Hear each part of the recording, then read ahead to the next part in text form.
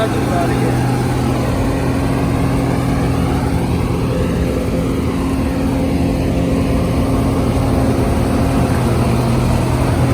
जी अस्सलाम वालेकुम दोस्तों, की हाल चाल ठीक ठाक हो। उम्मीद करता हूँ सारे लोग खैरियत नाल होंगे।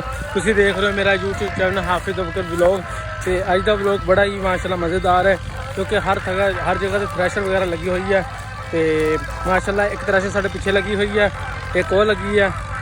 तो यह थ्रैशर इधर लग गई है, तूड़ी वगैरह उन्होंने स्टार्ट कर ली है। एक थ्रैशर और लगी है। हम चल रहे हैं अगली थ्रैशर से, हम दिखा रहे हैं माशाल्लाह देहाती माहौल, माशाल्लाह बेहतरीन निज़ाम। एक थ्रैशर और उधर लगी है, एक थ्रैशर इत्थे लगी है। ब्रेक टाइम है इन्हों का, खाना वाला खा रहे हैं। यह हुणी शुरू हुई है, तकरीबन इन्होंने 10 मिनट होए हैं। तो असीं चल रहे हैं अगली साइड से। उन्होंने जोश है तो तोड़ रहे अगले। किन्ने किन्ने तोड़ रहे? मन 50 किलो हो गया? घट लगता भी सी घट।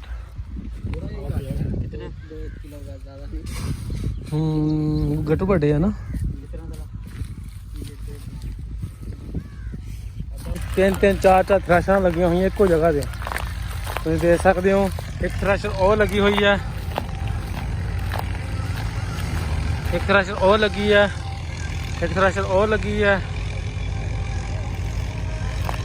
एक उधर सी, एक असी उतों हो गया है, उत्थे लगी थ्रैशर। तो एक भड़ोला उधर लग्या जी, वो भड़ोला कटाई कर रहा है जी। हम चलते हैं भड़ोले के कोले, तूड़ी वगैरह बनाता है। एक थ्रैशर आ लगी है जी, एक थ्रैशर और लगी हुई है। तो चलते हैं असीं हुण भड़ोले के कोले। भड़ोला मसला किस तरह गन्ना करता है, की हिसाब किताब होंदा है, तो किस तरह कटाई करता है भी तुहानूं दिखाने हैं।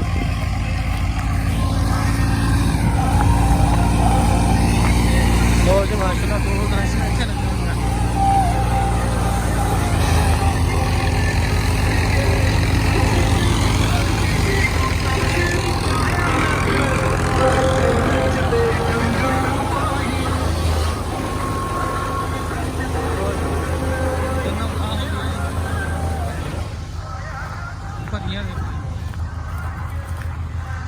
ਉਹ ਸਾਹਮਣੇ ਲੱਗਿਆ ਭੜੋਲਾ, ਅਸੀਂ ਉੱਥੇ ਜਾ ਰਹੇ ਹਾਂ। ਭੜੋਲਾ ਕਿਸ ਤਰ੍ਹਾਂ ਗੰਨਾ ਕਟਾਈ ਕਰਦਾ ਹੈ ਤੁਹਾਨੂੰ ਇਹ ਵੀ ਦਿਖਾਉਂਦੇ ਹਾਂ।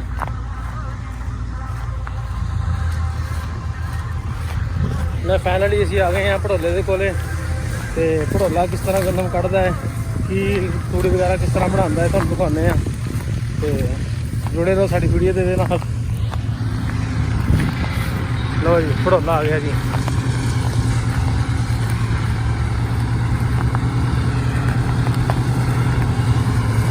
भड़ोला जा रहा उधरली साइड से, वो साइड बानी है इन्होंने। इधर भी थ्रैशर लग के हटी है, थोड़ी देर पहला तोल वगैरह करन डे आ। उधर भी लग के हटी है, और लगी है थ्रैशर, एक और लगी है थ्रैशर, एक पर पिछे लगी सी, असीं उत्थों आ रहे हैं। लो जी भड़ोला लग्या होया जी नाल ही माशाल्लाह। इत्थे 3-3 4-4 जगह से गंदम की कटाई वगैरह हो रही है, गंदम कट हो रही है। लो जी भड़ोला इधरों फिर गया जी, इन्हें 10 मिनट किला खा रहा, 10 मिनट कटाई करके वो मारनी। फास्ट है फास्ट। लो जी भड़ोले के नाल नाल इन्हां नूं साइडां छड़ानियां पैंदियां ताकि फिर भड़ोले नहीं इधर आंदा। फिर अगर भड़ोला बट्टां दे कोल नहीं आंदा क्योंकि बट खराब हो जाती है, इस करके इन्हां नूं बट्टां वगैरह छड़ानियां पैंदियां। लो जी नड़ा ही बड़ा गंदम दे विच, भड़ोला दगड़ा मत करी जाता है। लो जी आ गया भड़ोला, बिल्कुल नजदीक, बिल्कुल सफाया कर देना इन्हें।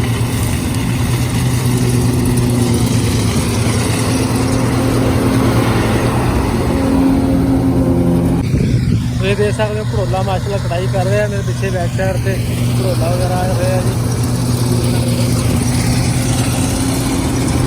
किस तरह कटाई हो रही है, कितनी ज़्यादा धूप आ रही है।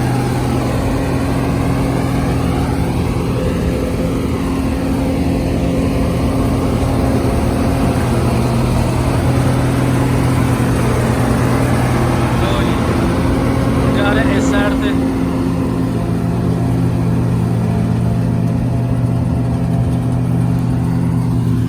ਲੋ ਜੀ ਅੱਜ ਦਾ ਵਲੋਗ ਇੰਨਾ ਹੀ, ਤੇ ਮਿਲਦੇ ਹਾਂ ਇਨਸ਼ਾਅੱਲਾ ਅਗਲੇ ਵਲੋਗ ਦੇ ਵਿੱਚ। ਤੇ ਸਾਡੇ ਚੈਨਲ ਨੂੰ ਲਾਈਕ ਸ਼ੇਅਰ ਸਬਸਕ੍ਰਾਈਬ ਜ਼ਰੂਰ ਕਰਨਾ, ਤੇ ਤਾਂ ਕਿ ਤੁਹਾਨੂੰ ਆਉਣ ਵਾਲੀ ਮਜ਼ੀਦ ਵੀਡੀਓ ਤੁਸੀਂ ਦੇਖ ਸਕੋ। ਤੇ ਅੱਜ ਕੇ ਲਈ ਇੰਨਾ ਹੀ।